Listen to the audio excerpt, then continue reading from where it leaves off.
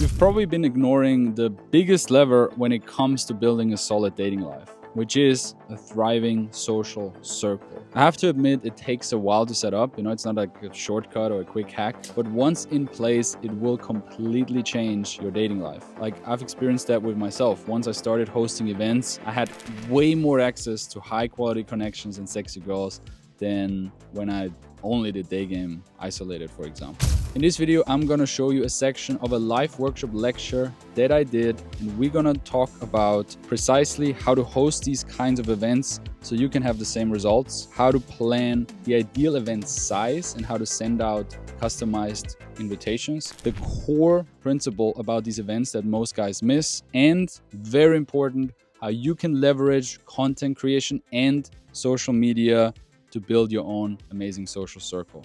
Now, if this sounds overwhelming to you, I know, can be, and you need help implementing everything that I'm teaching, we help you out in a long-term mentoring program, multiple months of taking you by the hand and making sure you completely change and leverage your dating results.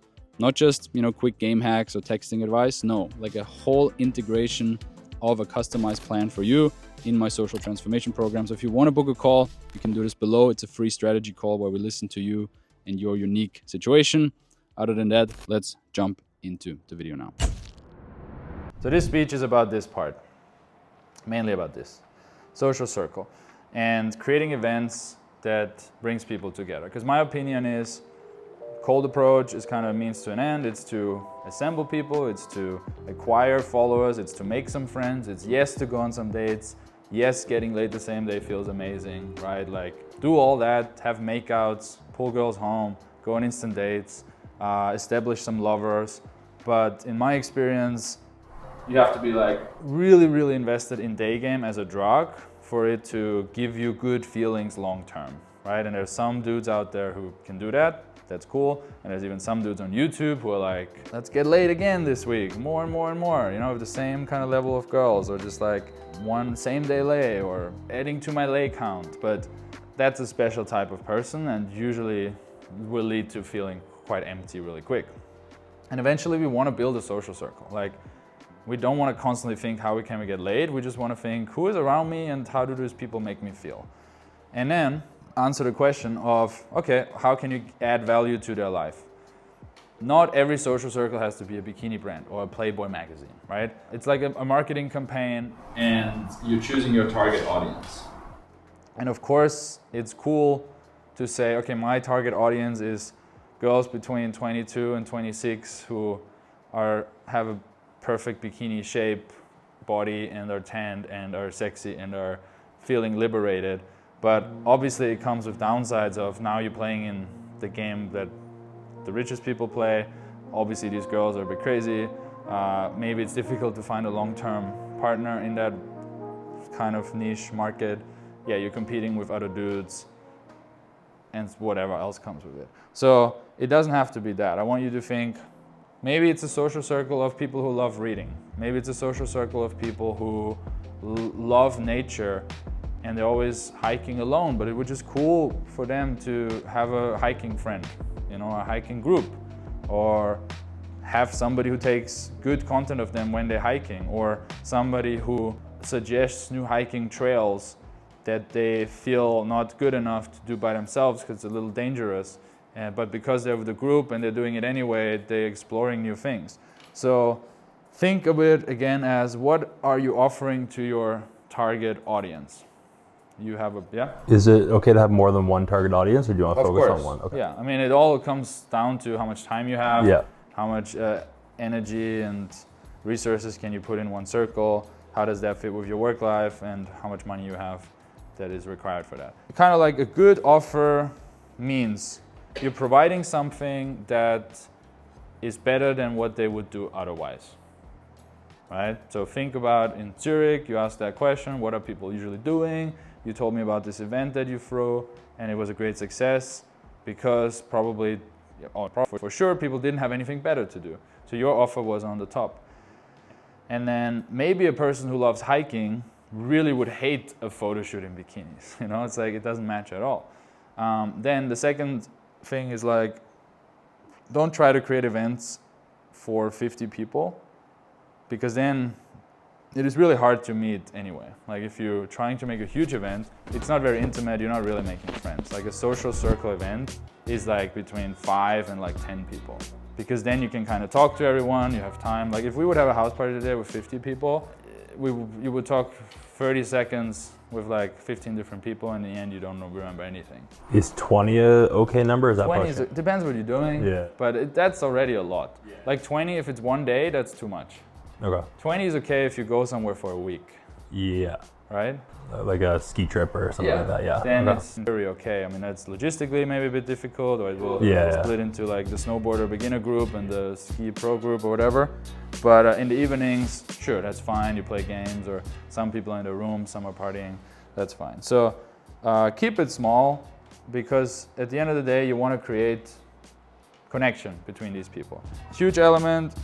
Said it before, said it again, create content of the event for many reasons. First of all, people love content, especially girls love content, especially young girls love content, because attention is a currency, and social media is huge, very big.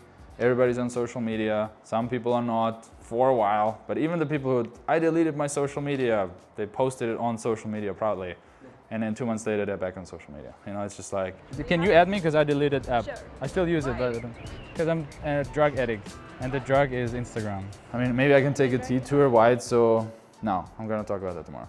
But it's like, it hijacks the brain in such a great way. It's just so addictive, and it basically expands.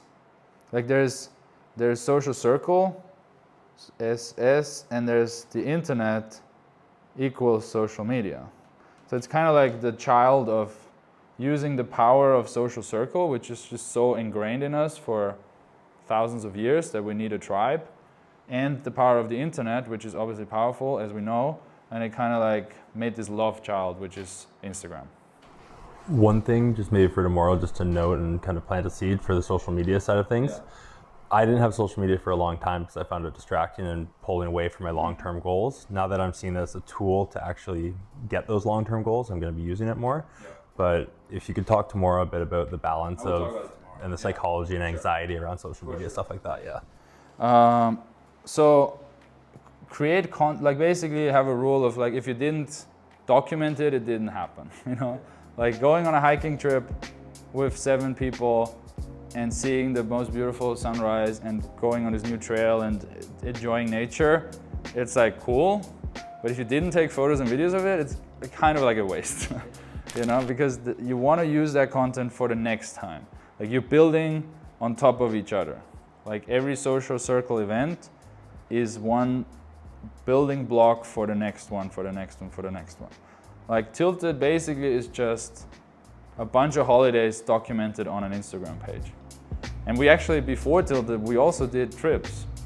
And then we came home and we were like, cool, I got 50 photos on my phone.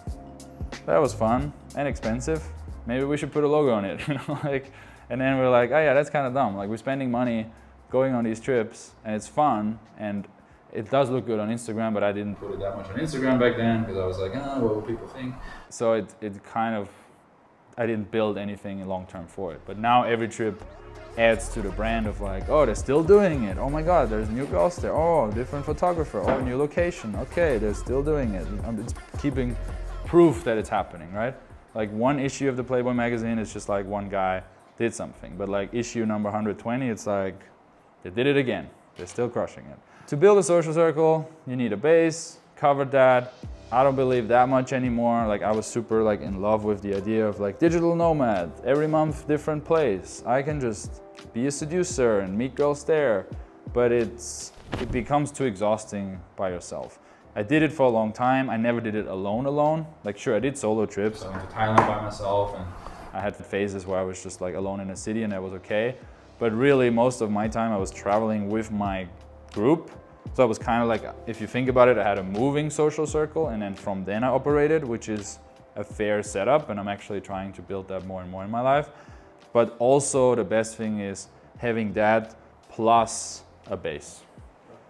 Yeah, because you wanna make friends, and it just, your life quality depends on the people around you.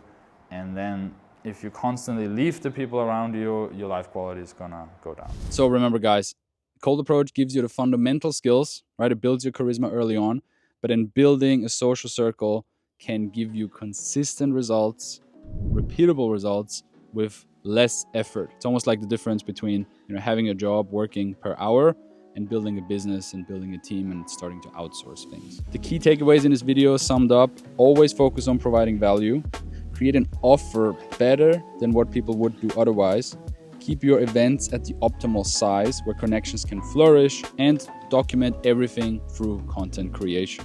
This isn't just theory. I've been doing this for many years. You know, I've spent the first couple of years in my seduction story purely on cold approach. Then I added house parties, then I added bigger events. So I understand and implemented the whole spectrum. And if you want my expertise and the expertise of my entire team, again, you can book a call. We are the best in the world at implementing not just cold approach advice, but coupling it with building a social circle and much more: sexuality, texting, building a kick-ass social media profile, helping you with online dating, and so on. So book a call below. Other than that, thanks for watching. If you want to watch some in-field where I actually talk to girls on the street and getting the numbers, you can watch this here. And thanks for watching. See you in the next video.